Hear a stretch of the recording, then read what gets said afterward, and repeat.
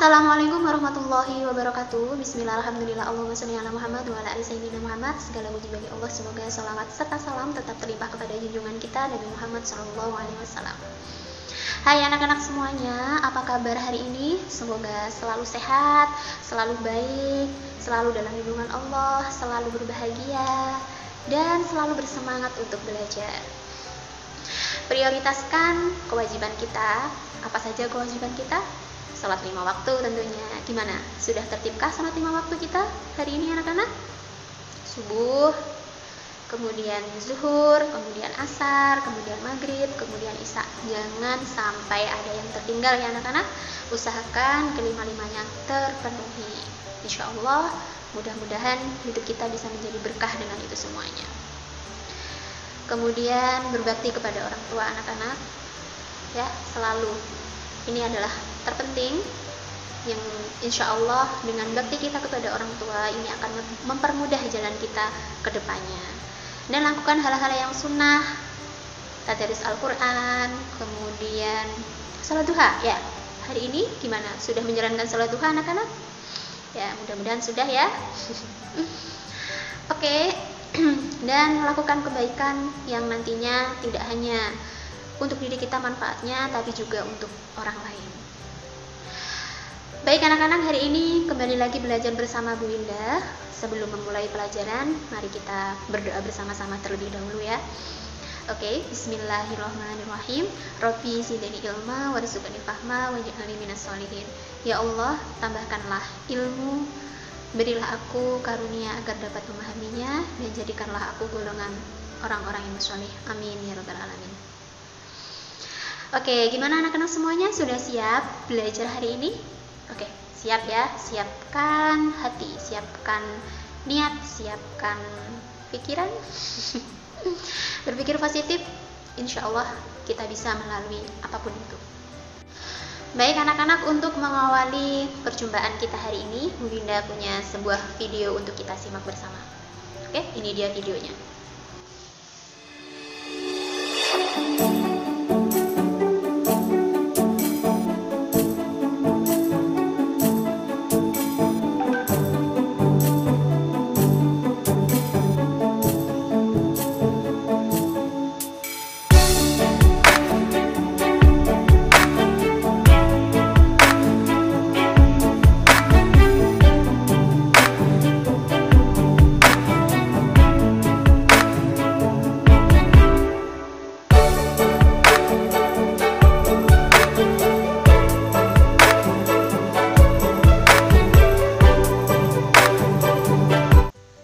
Anak-anak, kembali bersama Bu Winda.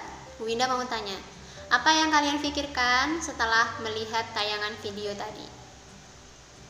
Ya, dari video tadi kita tahu bahwa di dalam kehidupan kita ini banyak sekali perbedaan, terutama di Indonesia ini ya anak-anak, negara dengan semboyan Bhinneka Tunggal Ika. Berbeda-beda tetapi tetap satu jua. Banyak sekali perbedaan di dalam kehidupan kita, perbedaan agama, kemudian perbedaan bahasa, perbedaan suku, perbedaan kebudayaan, dan banyak hal yang lainnya. Yang menjadi masalah bukan perbedaannya anak-anak, namun terkadang yang menjadi masalah adalah bagaimana kita menyikapi adanya perbedaan ini. Nah, lalu bagaimana caranya agar kita tetap bisa hidup berdampingan di dalam perbedaan-perbedaan ini anak-anak. Karena bila mana tidak diatur dengan baik, maka perbedaan-perbedaan ini akan menimbulkan perpecahan di dalam kehidupan kita, di dalam kedamaian kita, di dalam kerukunan kita bersama masyarakat. Nah, salah satu yang bisa kita lakukan untuk menjaga kerukunan di dalam perbedaan ini adalah dengan bersikap apa anak-anak? Bersikap toleransi. Ada yang tahu apa artinya toleransi? Ya, toleransi saling menghargai perbedaan satu sama lain. Sikap saling menghargai ini akan menjaga kerukunan di antara kita dalam bermasyarakat anak-anak. Kerukunan kalian ketika bersama teman-teman kalian, bersama orang tua, bersama tetangga, bersama sahabat, dan orang-orang terdekat kita. Tanpa adanya rasa saling menghargai ini, maka sangat dimungkinkan terjadinya perpecahan. Kita boleh saling menghargai, saling tolong-menolong, saling bekerja sama dalam segala hal anak-anak, kecuali dalam hal agama, dalam hal peribadatan kita kepada Allah Subhanahu wa Ta'ala. Gimana Bu, tidak bolehnya gimana? Nah, di dalam agama ini toleransinya, bentuk toleransi yang kita lakukan berbeda. Bila mana di dalam kehidupan bermasyarakat, toleransi kita itu adalah saling merangkul satu sama lain, melakukan kegiatan bersama-sama, misalkan makan bersama, kemudian belajar bersama, berteman bersama, jalan-jalan bersama, membangun usaha bersama, itu kita boleh. Tapi kalau dalam agama tidak boleh dicampur adukan anak-anak. Kita menjalankan ibadah sebagaimana ajaran agama kita, dan kita membiarkan orang lain untuk menjalankan tata cara ibadah sebagaimana yang diajarkan oleh agama mereka. Kita tidak boleh saling mencela, tidak boleh saling menghina, kita harus saling menghargai. Di sini letak saling menghargainya adalah kita dengan agama kita dan mereka dengan agama kita, tanpa saling mengatakan hal-hal yang buruk di antara agama kita masing-masing, anak-anak. Oke, hal ini sebagaimana yang akan kita pelajari, yaitu surat Al-Kafirun, di mana di dalam surat ini akan dibahas bagaimana sikap kita terhadap perbedaan agama.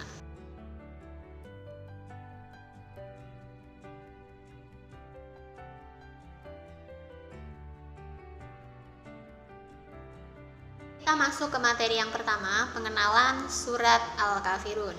Surat Al-Kafirun. Ada yang tahu anak-anak apa artinya Al-Kafirun? Ya. Kata Al-Kafirun diambil dari ayat pertama surat ini, anak-anak. Qul ya ayyuhal kafirun. Nah, apa artinya? Orang-orang kafir. Nah, Al-Kafirun ini terdiri dari 6 ayat. Diturunkan di kota Mekah. Nah, karena diturunkan di kota Mekah, otomatis surat ini tergolong sebagai surat Makkiyah. Nah, surat Al-Kafirun ini diturunkan sesudah surat Al-Ma'un. Nah, surat Al-Kafirun ini, anak-anak, memiliki nama lain Al-Ibadah, yang menekankan makna bahwa peribadatan yang kita lakukan itu hanyalah kita lakukan kepada Allah Subhanahu wa Ta'ala dan tidak boleh dicampur adukan dengan peribadatan agama lain. Kata orang-orang kafir secara khusus disebutkan dalam surat ini, anak-anak, karena awal mula atau kisah turunnya ayat ini adalah berkaitan dengan kisah orang-orang kafir yang pada saat itu, pada zamannya Nabi Muhammad, mereka mencoba untuk melakukan negosiasi dengan Nabi Muhammad, anak-anak. Nah, orang-orang kafir ini datang menemui Nabi Muhammad dan mengajukan sebuah permintaan di mana mereka meminta Nabi Muhammad untuk ikut menyembah, untuk ikut melakukan peribadatan yang mereka lakukan dalam menyembah berhala, dan mereka menyatakan jika Nabi Muhammad bersedia untuk mengikuti peribadatan mereka, maka mereka pun juga akan mengikuti peribadatan Nabi Muhammad. Nah, mereka mengajukan permintaan ini 1 tahun ikut Nabi Muhammad, kemudian 1 tahun ikut mereka. Nah, di masa seperti ini, di kondisi seperti ini, turunlah surat Al-Kafirun untuk mencerahkan, untuk sebagai sebuah solusi dari permasalahan yang terjadi ketika itu, anak-anak. Nah, turunlah ayat ini sebagai jawaban dari permintaan orang-orang kafir. Begitulah ceritanya surat Al-Kafirun turun ketika itu, dan secara khusus orang kafir disebutkan dalam surat ini. Baik anak-anak, kita ke materi selanjutnya, yaitu membaca surat Al-Kafirun. Oke, kita baca bersama-sama. Kita awali dengan membaca ta'awudz dan basmalah bersama-sama. A'udzu billahi minasy syaithanir rajim. Bismillahirrahmanirrahim. Qul ya ayyuhal kafirun.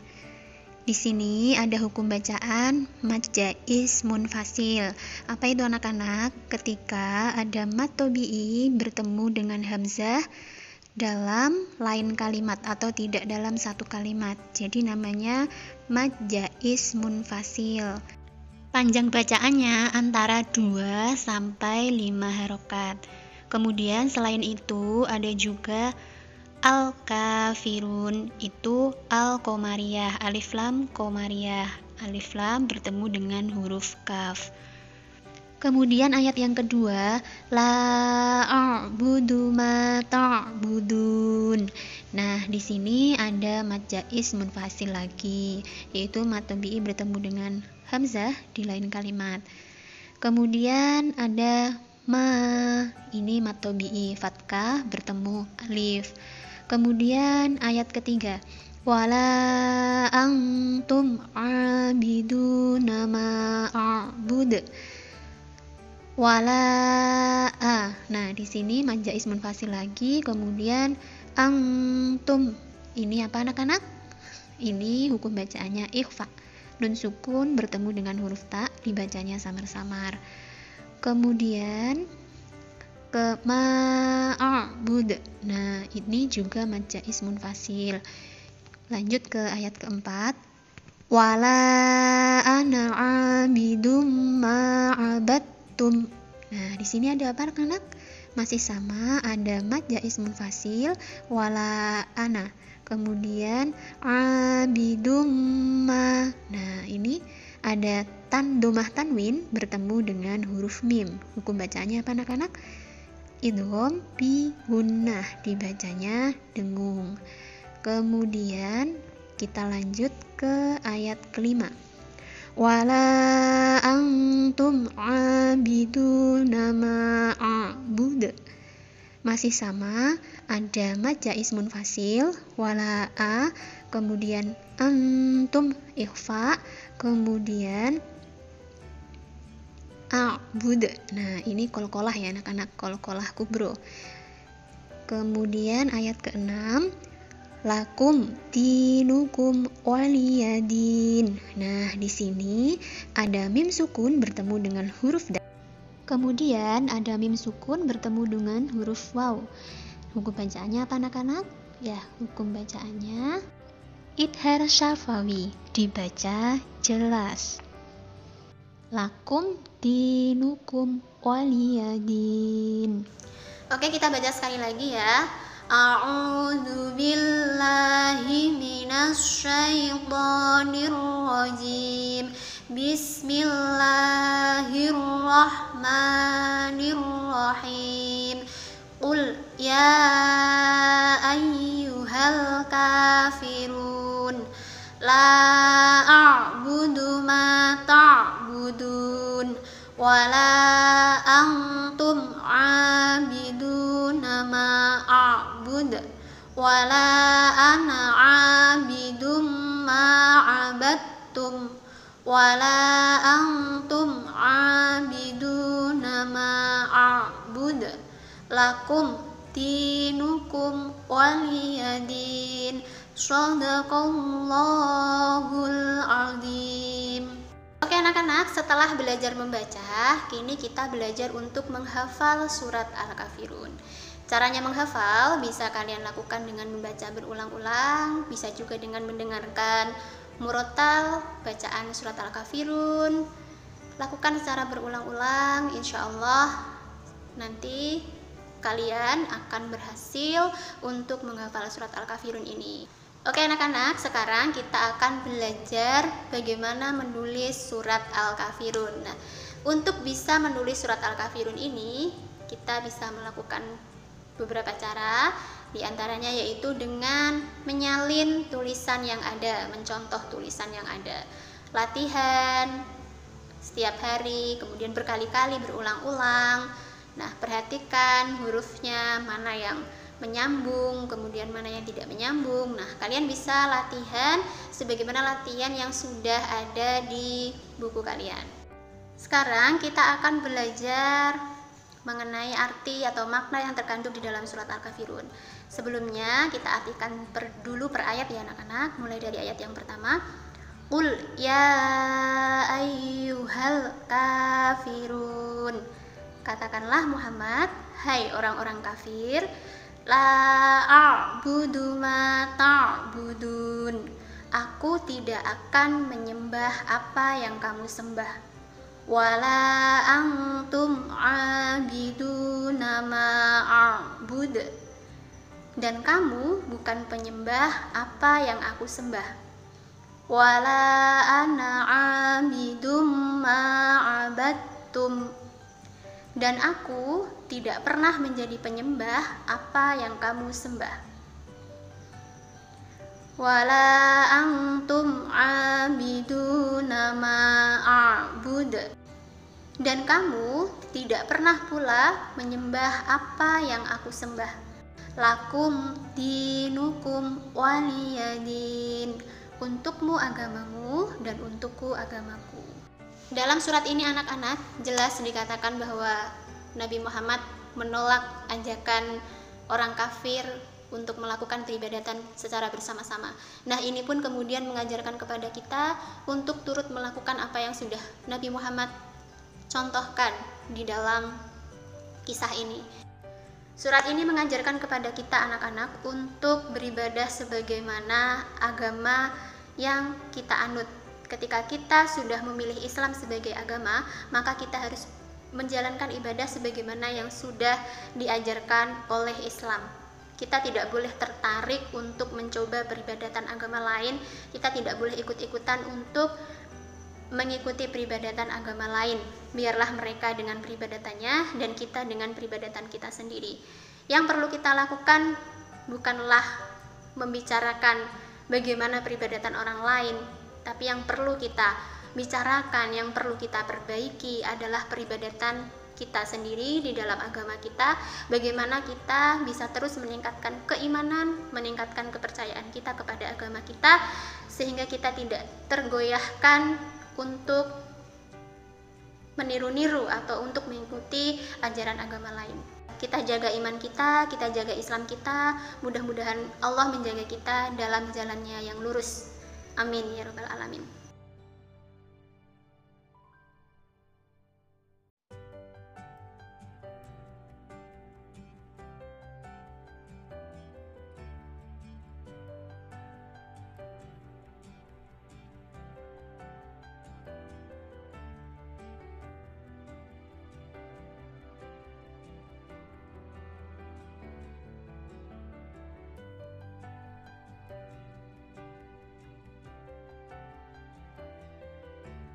Baik anak-anak, demikian tadi pembelajaran kita. Mudah-mudahan pembelajaran kita kali ini memberikan ilmu yang bermanfaat, ilmu yang berkah untuk kehidupan kita hari ini dan juga kehidupan kita yang akan datang.